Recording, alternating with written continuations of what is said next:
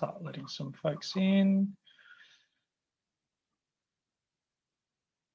Any last behind the scenes stuff before I open the floodgates? Open, Rama, open.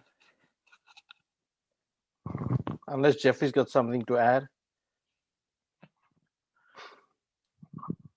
I do, but you know, I'll save it for later.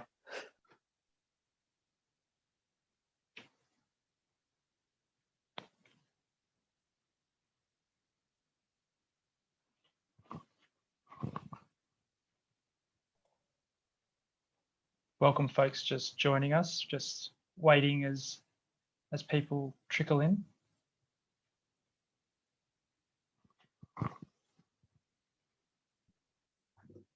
Are you in Perth at the moment, Rama? I am. Oh, it looked like it with those blinds. Is that a dead giveaway? Yeah, it is. Like you would have closed windows and glass.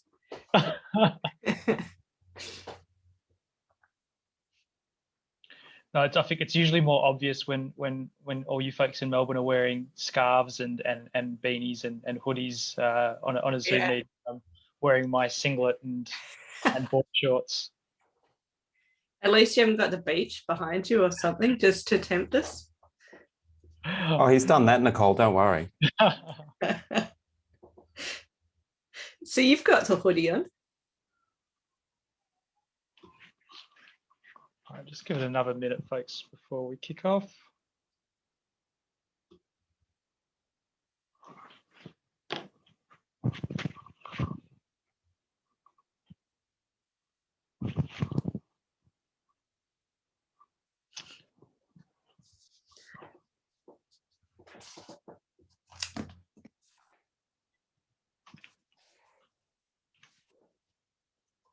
All right, folks, thank you and welcome. Firstly, I would just like to acknowledge the traditional owners of the land which I am currently on, the Whadjuk Noongar people, and pay respect to their elders, past, present, and emerging, and to further acknowledge the traditional owners of the lands that you are all situated on. My name is Rama Agung Igusti, and I'm a PhD candidate at Victoria University, but also part of the Community, Identity and Displacement Research Network, or CIDRN, which hosts this series of seminars. CIDRN is a network of researchers engaged in investigating new diasporas and changing meanings of displacement and identity, and asking new questions around such things as indigeneity, racism, forced migration, sense of place, social inclusion, social justice, transnationalism, and xenophobia. So these seminars invite a range of transdisciplinary and transnational voices to engage in discussion across these different areas and share some of the valuable thinking and research that folks are engaged in from different places and different areas and institutes. So just the note that these sessions are recorded and being shared in other spaces online and in social media places, just to let folks know as well. So I would like to welcome you all to today's seminar, which is entitled Changemakers, Enhancing Social Inclusion for Migrants and Refugees in Sport in Melbourne's West. This seminar will introduce Changemakers, a collaborative program led by Victoria University's Sport and Social Change Living Lab in partnership with community organisations and local government, and aims to drive systemic change toward transformative social inclusion of migrants and refugees in sport and physical activity. To share with us this work, I would like to invite Professor Ramon Spaaij, who leads the Sport in Society Research Program in the Institute of Sports, Exercise and Active Living, and also holds a professorial chair in Sociology of Sport at the University of Amsterdam. His work focuses largely on questions of social cohesion, conflict and social change. I'd like to further introduce Dr. Carla Luguetti. Carla's research and teaching has focused on topics of sport pedagogy and social justice. And over the last 7 years, she's focused on understanding activist approaches within sporting contexts. Specifically, her line of research aims at co-creating a pedagogical model for working with youth from diverse backgrounds.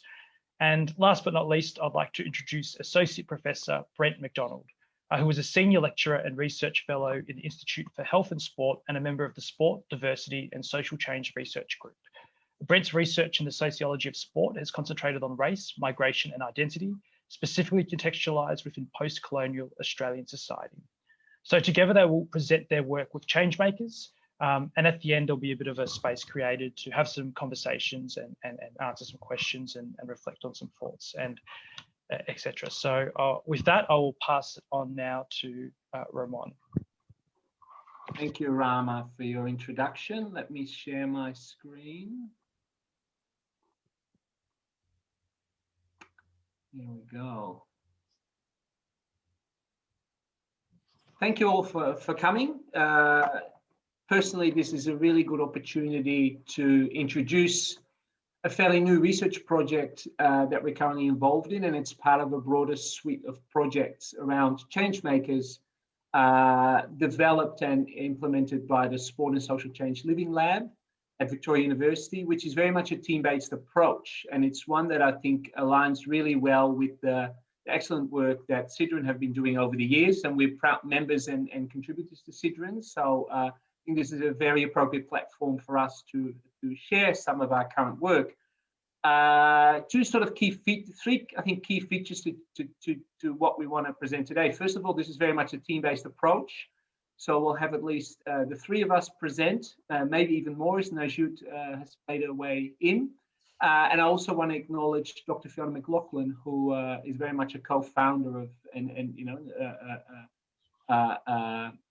one of the sort of the geniuses around, behind, together with Brent, the Changemakers concept. And Brent will later on explain a bit more in detail the methodology of change makers and what it tries to do in terms of sustainable sort of and systemic change. I also want to acknowledge, and I'll do that in more detail later, some of our partners, community-based partners who are here in the audience today. And I also invite them in the discussion time to give their perspective really and share their experiences as well. So I think that's another key feature here is that it's not just team-based in the academic space, but I think what we really try to do is a piece of sort of collaborative, co-designed translational work where we all work together really to try to have an impact in Melbourne's West towards positive change for greater social inclusion. And I'll start with that.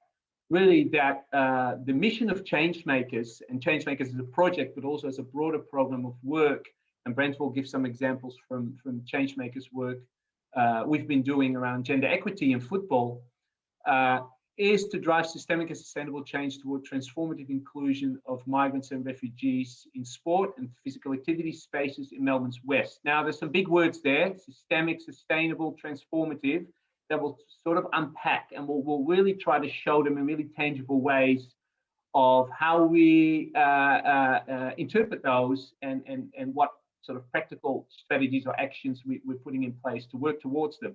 But I think the bottom line here is when we talk about transformative inclusion is away from this sense of inclusion as fitting into or sort of assimilationist rhetoric to actually thinking about how can we co-create and transform traditional sporting spaces of cultures that have often been quite exclusionary, and that tend to be quite normative and not necessarily meeting the needs or aspirations of newcomers, and also sometimes portraying newly arrived refugees and migrants as almost as problems or from a deficit perspective rather than a strengths-based approach.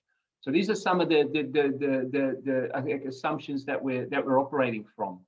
So ultimately, I think the big why is here is that we want to change the culture of sports clubs and also informal sports groups, and we might talk about that a little bit as well, so that migrants and refugees have better participation opportunities, can experience a greater sense of inclusion and belonging. And when we talk about participation, we don't just talk about, I think I've got that somewhere later on, we don't just talk about playing, right? But we actually also very cognizant of the underrepresentations of migrants and refugees in decision-making, in positions of power in sports clubs. So think about club committees, for those who are familiar with sort of club lands, but also in volunteering. And so that beyond the participation, so we're trying to also have a broader sort of definition, if you like, of what participation actually means, because we're well aware that certain population groups might be overrepresented in participation, but actually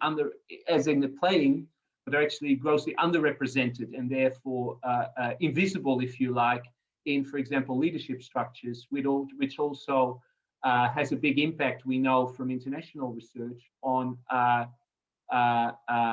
aspirations, really, and really feeling there's this glass ceiling where they don't see those opportunities to move, for example, into coaching or management or leadership positions beyond simply being considered good players. And a lot of Brent's work historically has also gone into that.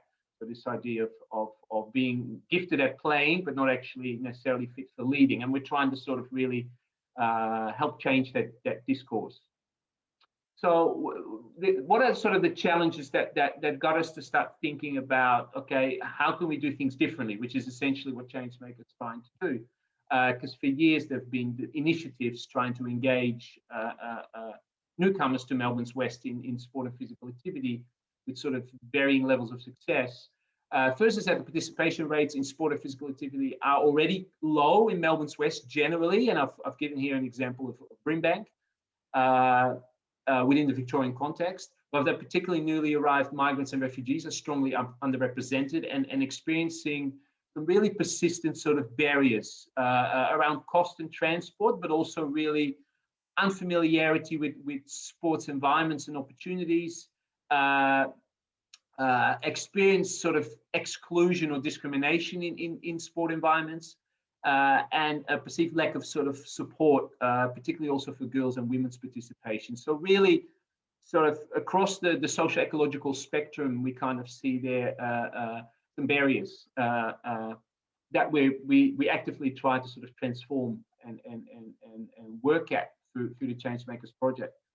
So what is the Changemakers project? So we were lucky enough to establish a consortium approach where we're working in the context of this particular project with Volunteer West, Welcoming Australia, Brimbank City Council, and Wyndham Basketball, and then the spin-off that Youth Changemakers that Carla will talk about with Football Empowerment and some of our broader work that I mentioned earlier with Football Victoria. And collectively, as a consortium, we were able to leverage 2 years of funding for this work from the Federal Department of Health. And that has sort of really been a catalyst to really now move forward with a broader suite of Changemakers work around gender equity, but also around some inclusion of migrants and refugees in Melbourne's West, more specifically, particularly place-based. So that is kind of where that's at. And what we're doing in terms of the objectives is ultimately we're trying to create a community of practice. And that is kind of based on an ARC linkage project that I led at Victoria University. That one of the things we concluded, and this was around diversity and inclusion in community sport, is that often the kind of diversity inclusion work, or let's call it sort of the change agents, were what we call individual kind of champions or individual volunteers within clubs. And so which wasn't sustainable, but also wasn't institutionally kind of embedded. Yeah, so there was a work of single individuals who might leave, experience burnout, or have changing priorities in their lives, and then often that kind of work would fall by the wayside. And so one of the things we found in that project that there was a real demand for horizontal learning and sharing, for learning from other clubs of how they might do things differently, and to almost create a space where they could be helped to kind of try new things, and also to demystify some of the things that seem too hard or too daunting because we don't want to get things wrong, or we don't have the resources. We actually create a community of practice where there is sort of ongoing, sustained collaborative action as part of a cohort. In this project, that will be a cohort of 60 Changemakers across 4 waves, and Brent will give some tangible examples, who we will work with, who are trained, mentored, and supported to design, implement, and evaluate their own projects that are specific to the needs of their particular sporting context. And that might play out effective, and Brent will give some examples of that later.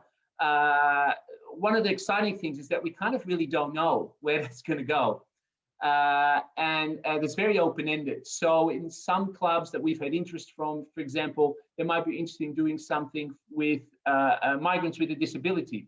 For others, it might be more around girls and women with migrant or refugee backgrounds, and really so particular to where the club is at and where they feel they can do better to provide for the community in sort of meaningful and appropriate ways. And as I said earlier, beyond participation as playing, it is also very much about enhancing the representation of migrants and refugees in decision-making and in volunteering in local sports clubs. And there are likely to be some clubs who want to particularly focus on that aspect, for example. So you might not be able to read all this. I'm not sure how big I don't know if anyone's on a phone, that will be difficult. But this is kind of what we went through months sort of to come up with sort of a program logic together with the stakeholders and try to sort of co-create. So, okay, what is kind of our theory of change? What are we trying to do, and how are we trying to achieve these outcomes? And I've talked a little bit about some of the activities where we deliver guided workshops on inclusive sports programming, also on conducting social and needs analysis of the club environments, doing, and Brent, I think, has some specific examples there, almost a 360-degree sort of critical analysis of the current situation that the club is in, and using that as a basis for making plans towards change, educating and training mentors. We have capacity for 12 equity scholarships to be awarded, particularly to low SES and primary carers who want to join us as change makers. So essentially from 60 different sporting clubs or groups, we try to engage a change maker. So it's a total of 60, and each of them will develop and implement sort of an inclusion project in their own space. So this is kind of the idea of a ripple effect, that we bring them in, we work on an ongoing basis in a mentoring training capacity with them, and then they will implement things in their own sporting context, and thereby creating opportunities for a larger number of people. So you can see here that idea of the ripple effect, which is kind of an underlying sort of philosophy that we have. So ultimately, where we want that to lead is to improved community capacity to design, deliver, and evaluate sort of transformative inclusion in sport. Increased adoption of best practice, so informed really by evidence, by research, and also by professional experience that our partners bring from the stakeholders I've mentioned, and an increased range of flexible community-based participation opportunities. So where we can also see that for clubs, this means changing what they do, right? So this is kind of the two-way kind of learning process where new opportunities are created in dialogue and through this sort of sustained engagement in change makers. And in the longer term, as I said, so the goals there are not just about increasing participation of migrants and refugees in sport, which is of course what the Department of Health would like to see, our funders, but also an increased sense of belonging. So for us, I guess it's less about the quantity, right? Increasing the quantity of participation, but about the quality. So an increased sense of belonging, but also an increased representation in decision-making and volunteering. So actually where migrants and refugees have also a greater say in how sport is delivered and how it is organized and how it is practiced in ways that are both meaningful and culturally appropriate, with hopefully attendance of health and social benefits. So I will leave it there for now, and I'll hand over to Brent. And Brent, I will stop sharing my screen so you can you have full control.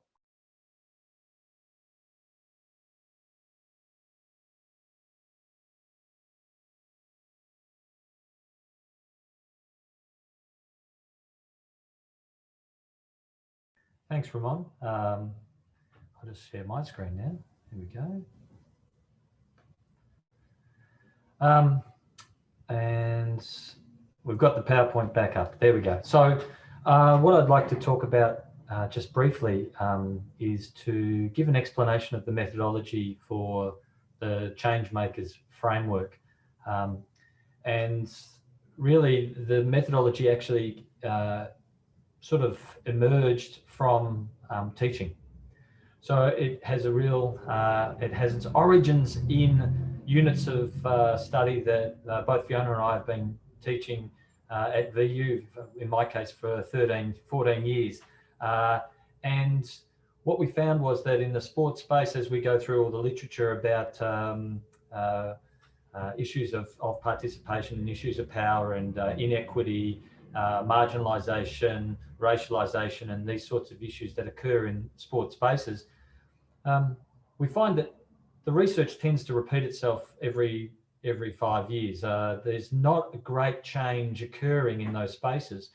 And so we started to design assessment tasks for students that tried to get them to critically engage with their own sport and physical activity space from a kind of critical sociological perspective.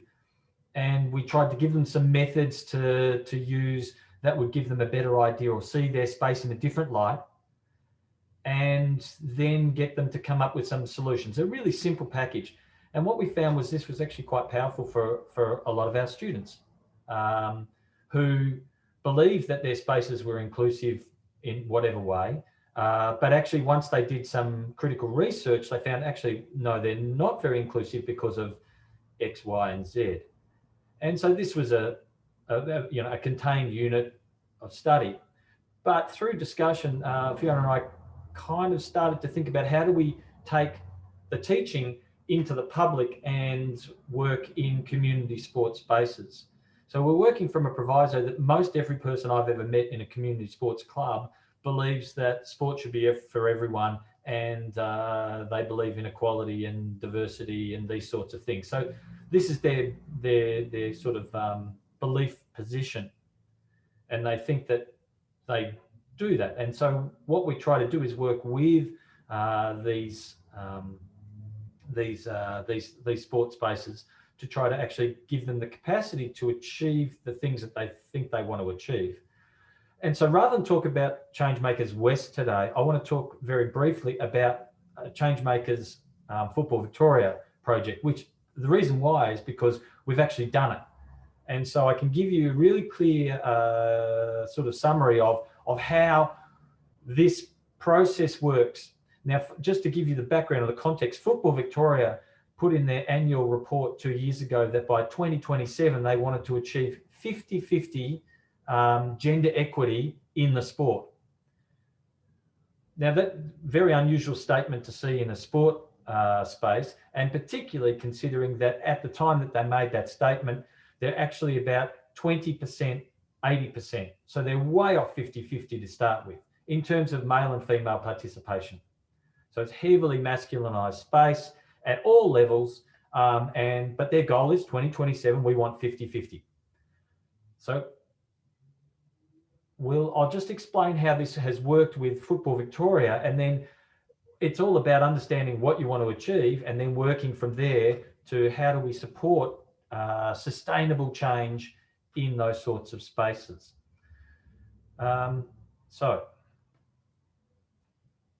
So first off, as Ramon said, it's about establishing a community of practice.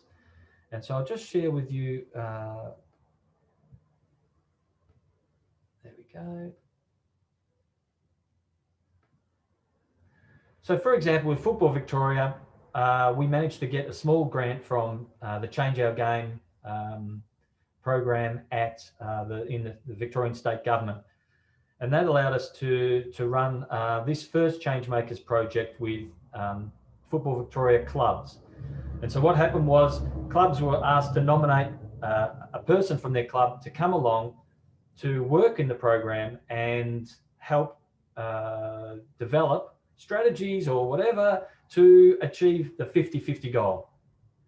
And so we start off with something like this. So we develop a community of practice, and we get our people, for example, it's kind of nice looking at these people because we know them so well because we've spent so much time working with them. But we get them to write a bio to start with, a buy-in statement, an affirmation of why this is important to them. And each person's perspective and background is different. At the same time, each club space is geographically different.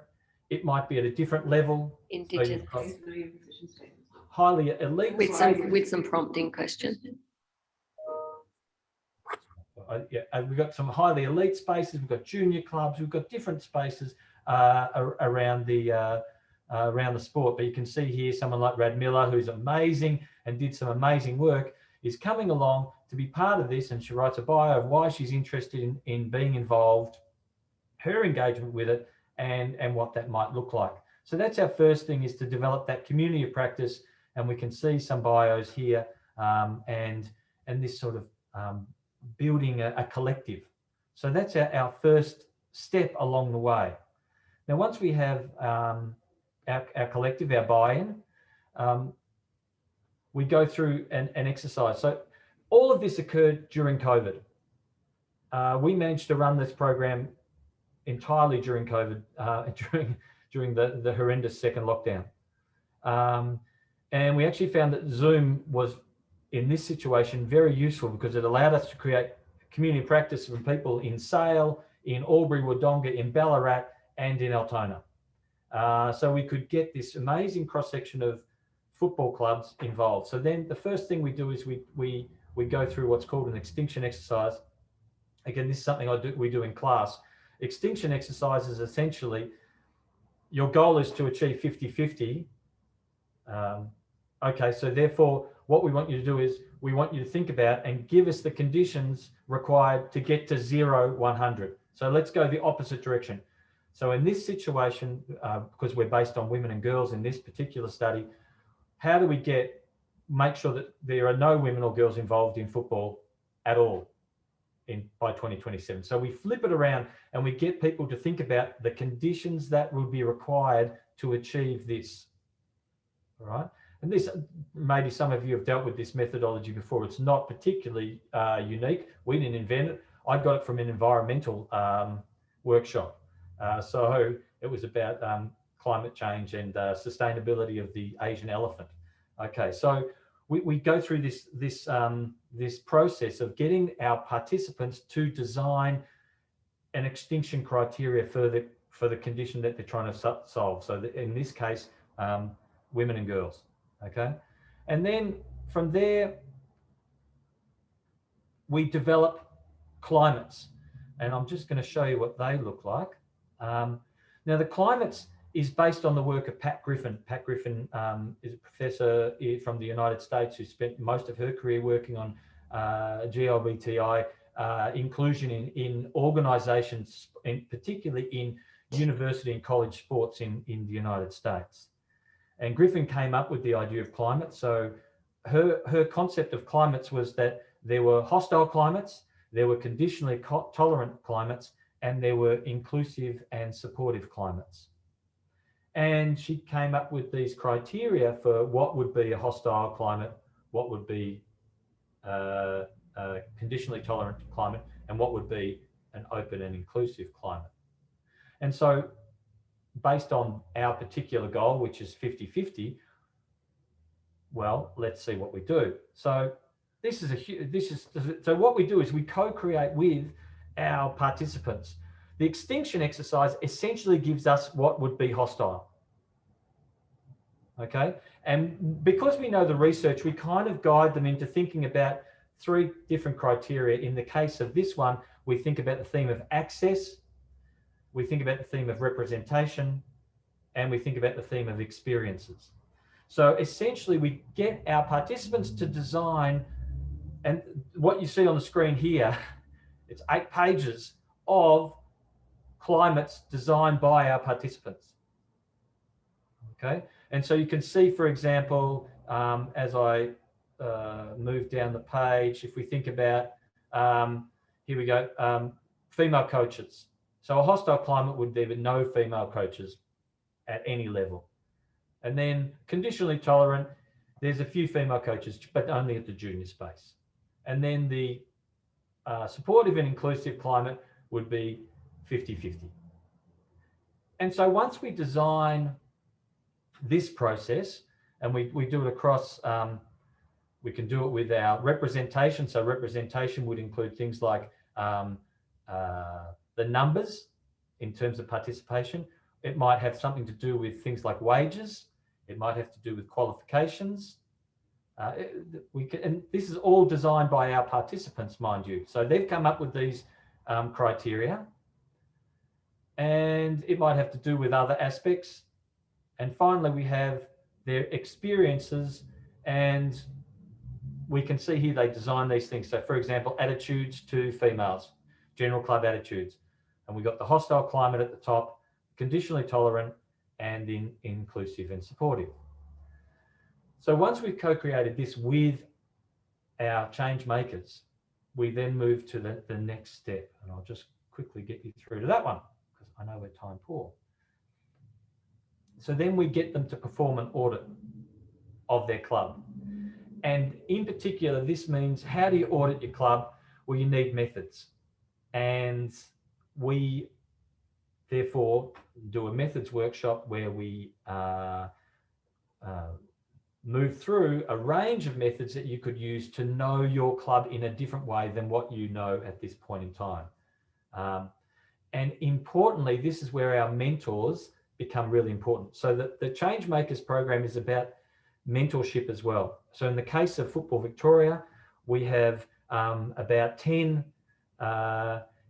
mentors, mostly who are students at Victoria University who have shown a real interest in gender equity. And so we say, okay, they learn the methodology and then we assign them to clubs to help get the evidence. Okay, and so then this would look something like this, where we have our criteria and we get the clubs to basically go through the criteria and say, okay, in relation to this registration methods, where does your club fit? And then we make sure you have to have evidence to back this up.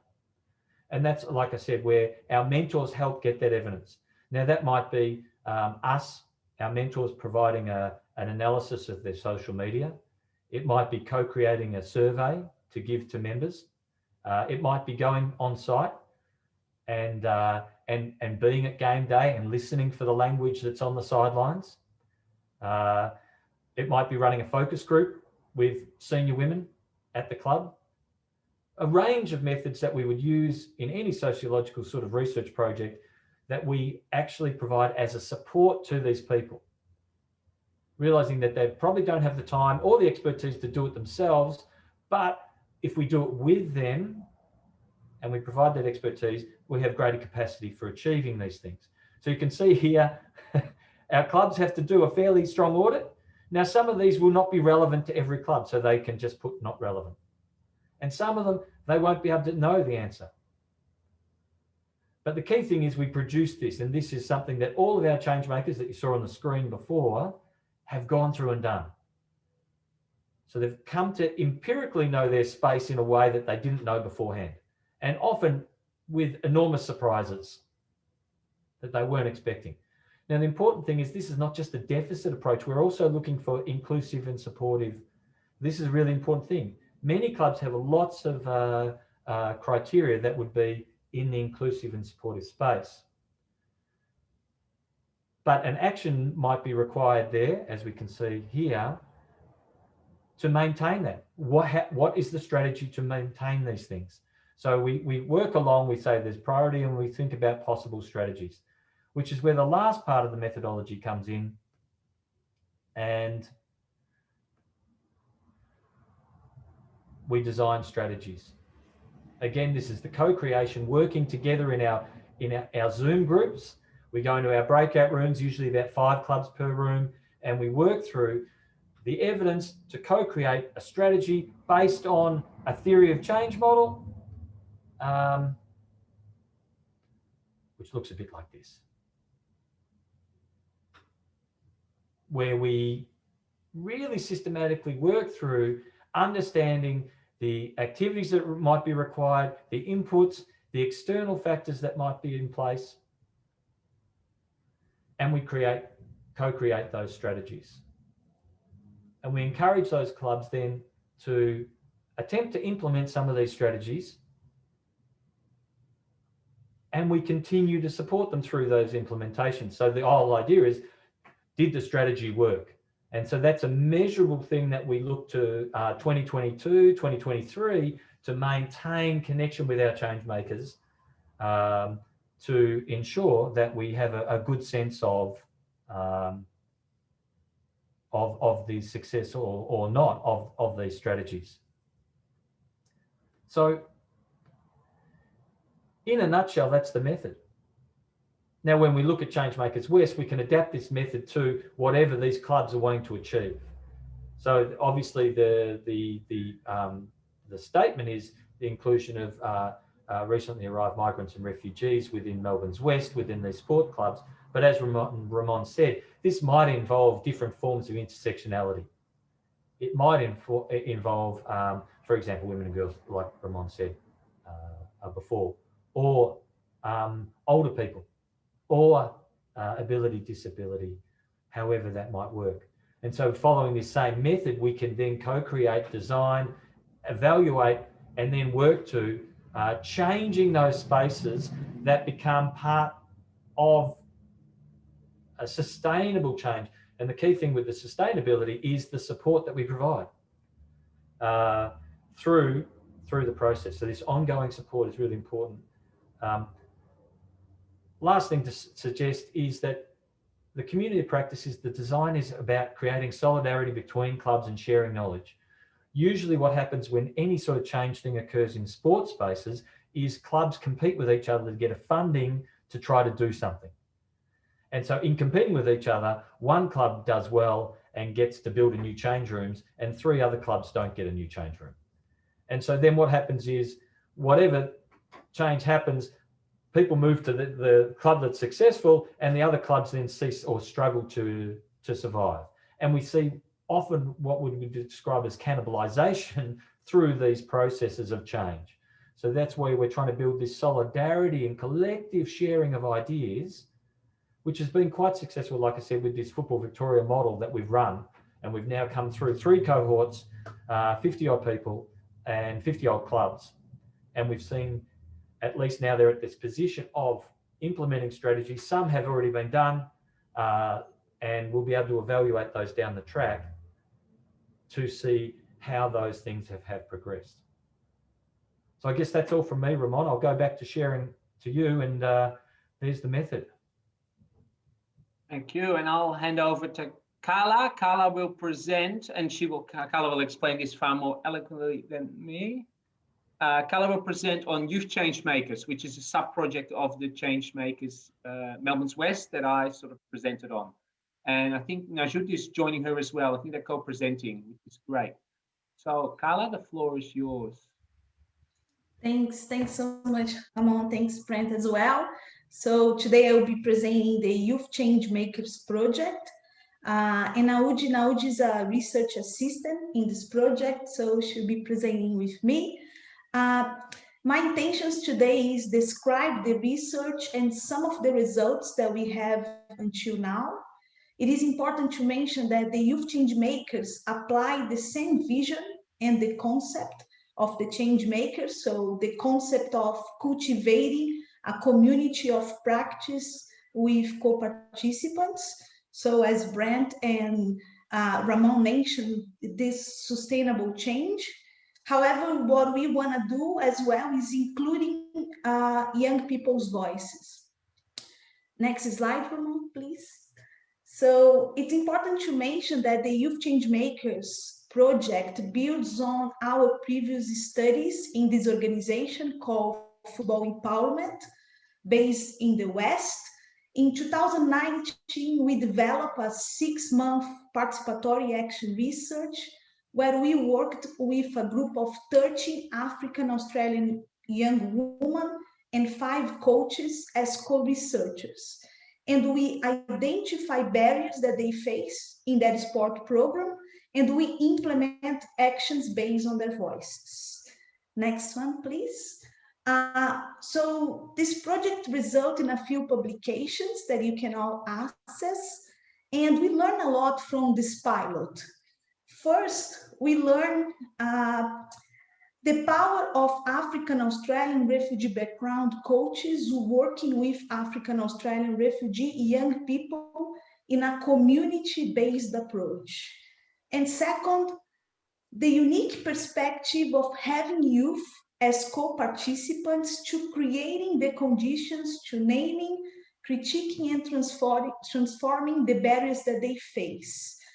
What's happened at the end of this pilot, the participants suggested extending the participatory action research to the younger children in the project. And that's why we decided to create the Youth Change Makers project. Next one. So the project is a 5-month participatory action research, and I received an early career research grant from VU to develop the study. For this project, we have 3 young women from the previous intervention working as co-researchers. And we also have Naudi. So the study focus on the young boys in the program. Next one, Ramon. So in terms of methodology to listen and responding to young people's voices, we are using a student-centered inquiries curriculum approach. It is a process of working with young people, and it is as well a way we are using as a framework for data collection. We are collecting multiple data sources and, for example, field notes, collaborative meetings between myself and the co-researchers, all artifacts that the boys are producing, and a final focus groups as well. And next, please. And to explain a little bit, what we did until now, I wanna invite Naudi to be on board. Yep, thanks, Carla. Hi, everyone. I'm Nayud. I'll just give a brief, it'll be pretty brief, but we spent like 7 weeks creating, co-creating the research, thinking about our mission, the visions, what we want to ask and all that stuff, and also speaking about like what our biases are in terms of what we want to find out as well. And so can you go to the next slide? Yeah, so just this slide just speaks about the co-creation of the logic map and the co-design of the methodology. You can look at it, and then just the next slide. Yeah, so we spent 3 weeks getting to know the boys and just doing the foundation of getting to know them, what football meant to them. So we had a session plan the first week, but then the first day, and then when we went to go do it, we're like, no, we need to spend time actually getting to know the young people and just looking at the environment before we ask anything of them. So then what they said in those building the foundation phase is that they spoke about what the impact of football in their lives. So people have said that they use it as an escape, helps them stay out of trouble, it gives them joy and pleasure, and it also brings people together, and the social aspect of playing football. And we also asked if what they wanted to change about football.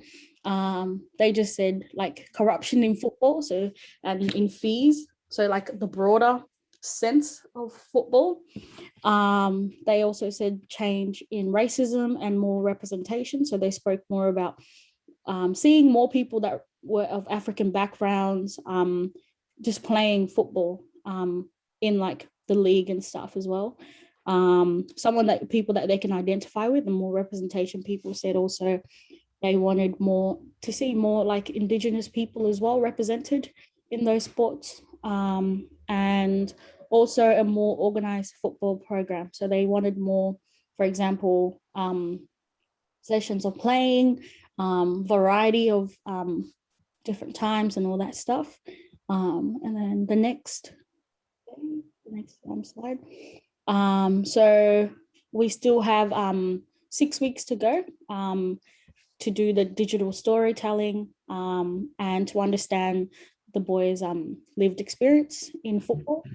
And yeah, we'll be using digital storytelling. And the activist phase, I think, don't know what that will, we'll get there when we get there. But and then the next slide. So challenges for us as facilitators were because the boys are very passionate about playing sports, and so their priorities was playing sports. So it was pretty hard navigating that, like saying, oh, can we please get a moment of your time just for a little bit, and also understanding the boys valuing what we're doing, and also we had to do a lot of thinking about the language that we're using when we ask the young people questions and stuff. And yes, people mentioned like, why are you using uni words like the word ideal, and all that stuff. And yeah, so yeah, using, you know, imaginative words basically, you know, and they're practical, you know, and so we had to give like 3 different types of questions, like try to ask it in 3 different ways, and also the power relations in place, so the competitive nature of the sport, and trying to get the boys to come and sit and chill and just try to be a part of that project, and sitting in the sessions. And it's usually 5, we have like 5 minutes if the other team didn't lose, so like, or you know, usually and yeah, we have weekly debrief meetings, and yeah, we go back through what our challenges were and go back to session plans and all that good stuff. Yeah, thanks.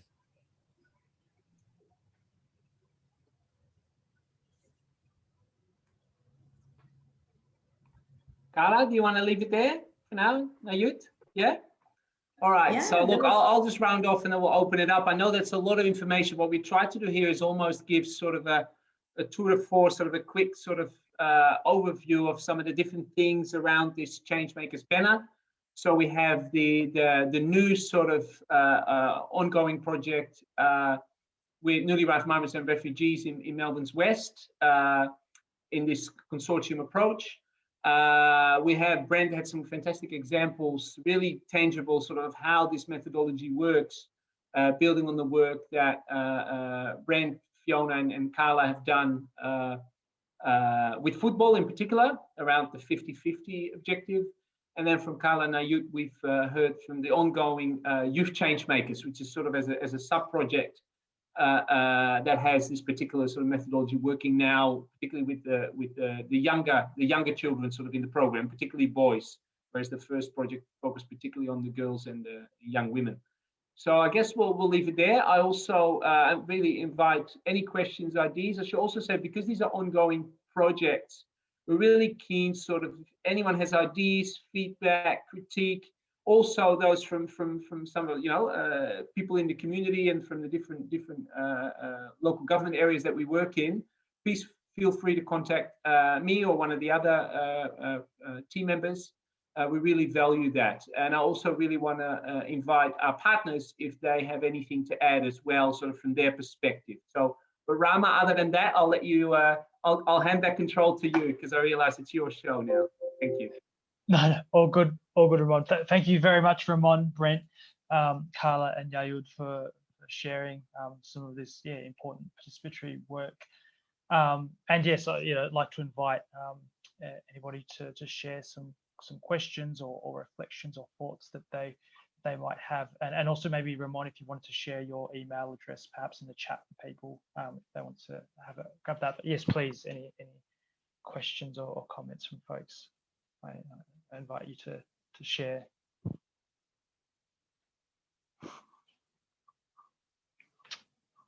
Jack, go for it. Hopefully everyone can hear me okay. Really love the presentation, and that's awesome work.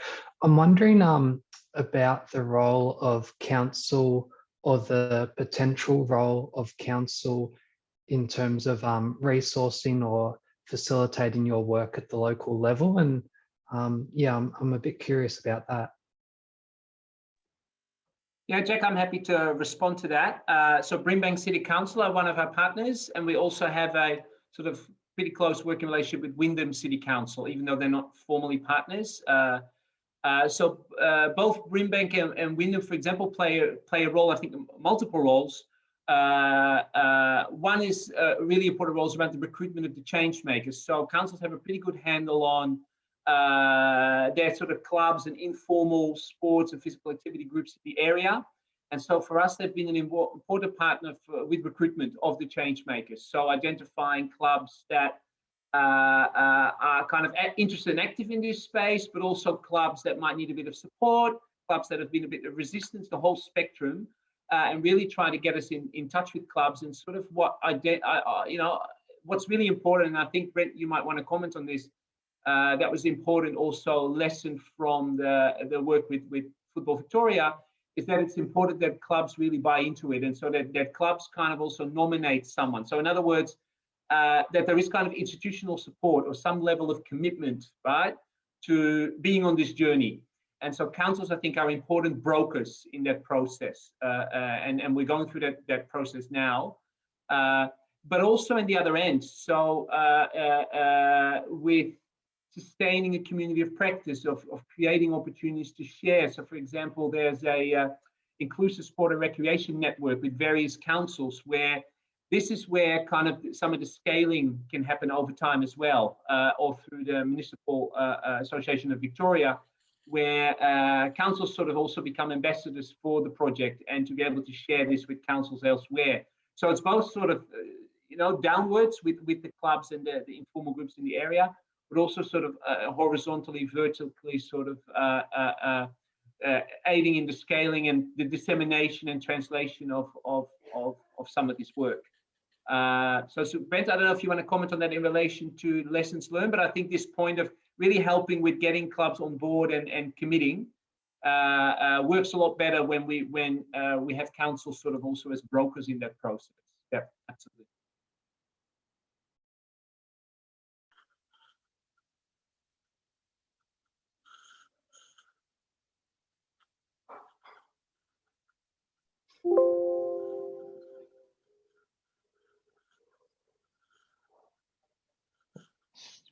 Sam, sorry, I didn't see your hand raised there. Thank you.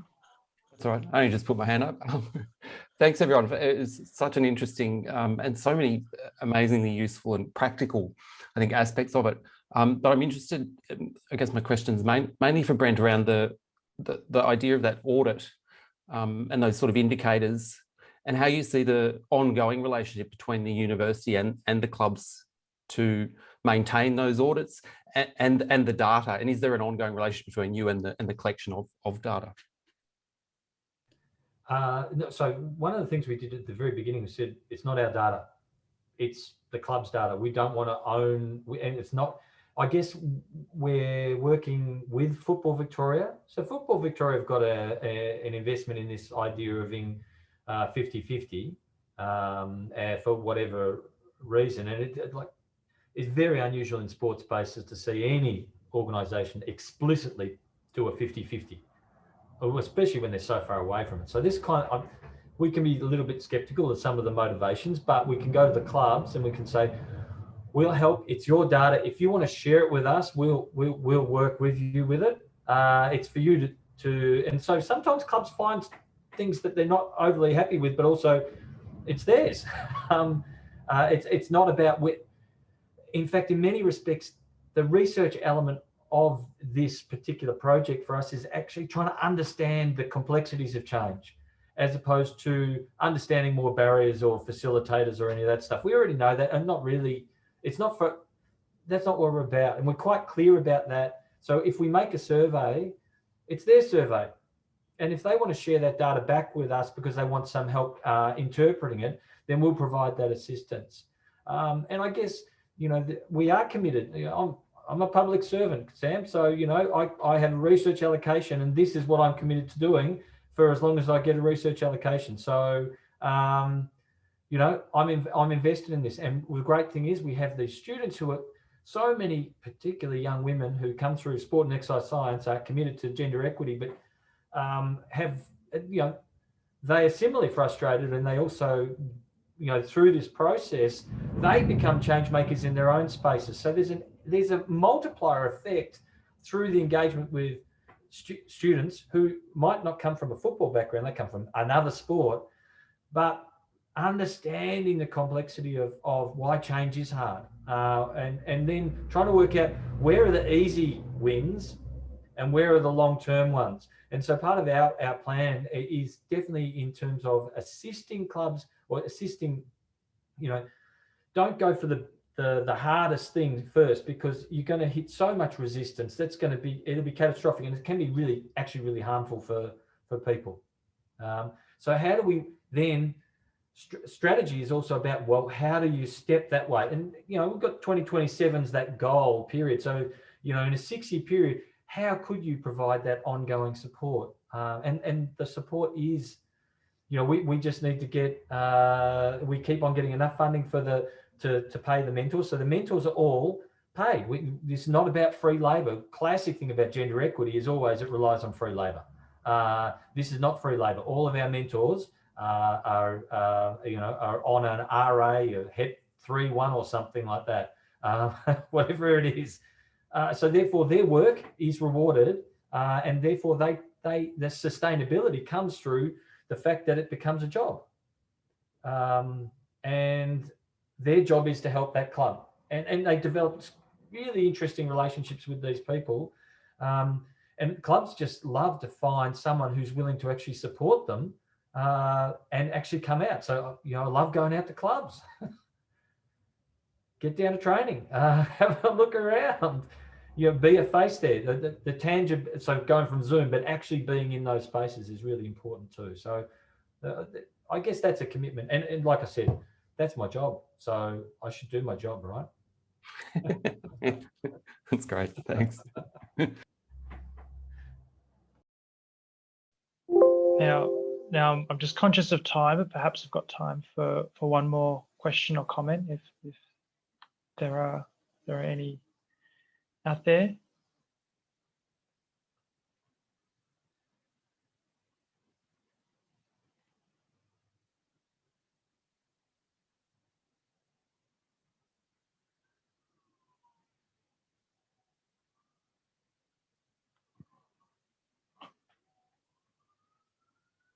I think I've got one just quickly in the last few minutes that we have together, and I was just, perhaps maybe it's for and Carla. I was just really interested in, I think one of the things that you spoke about was a challenge around how some of the young boys, or getting them to see the value of the work that we are doing. And I was just interested to sort of hear maybe briefly about how some of them might have seen the project and some of the things that you were doing. What are some of the ways that they were seeing that work?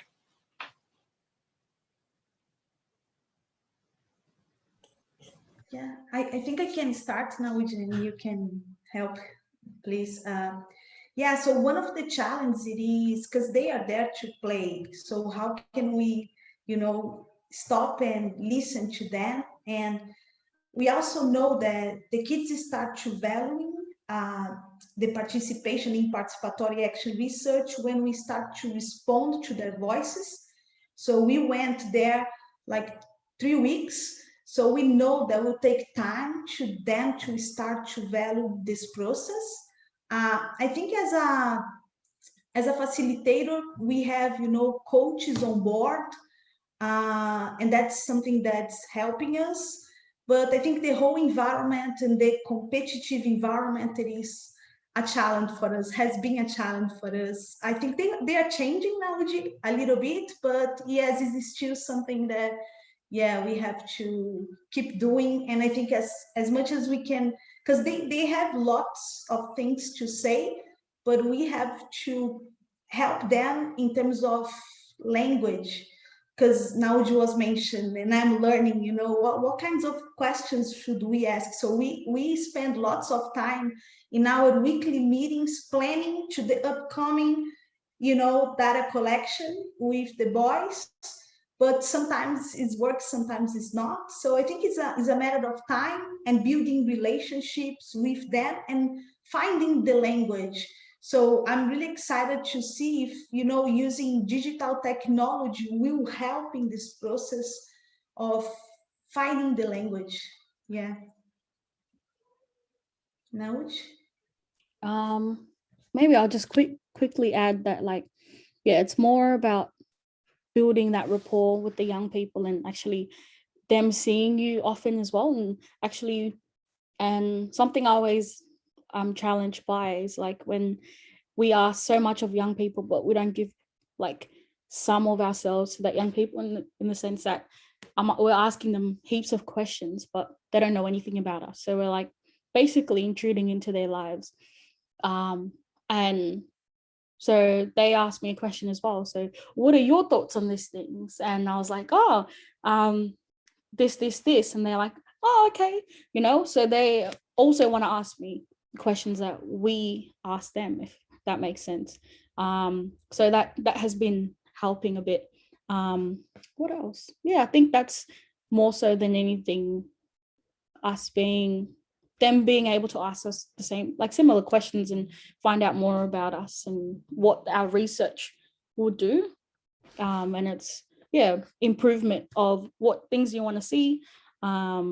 Is there immediate thing? It might not be, because there are structural stuff as well. So it's like they see that, but don't really, if that makes sense. So it's like, can't name it, but they have an experience of it. So it's also using that language to help them navigate that. So yeah, so that's, yeah.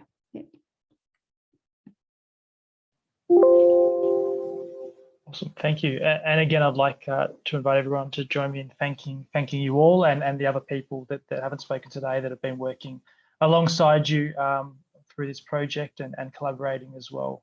Thank you, yeah, thank you very much for sharing. And just a reminder as well, I think Ramon shared his email in the chat as well for people that are wanting to connect and contact.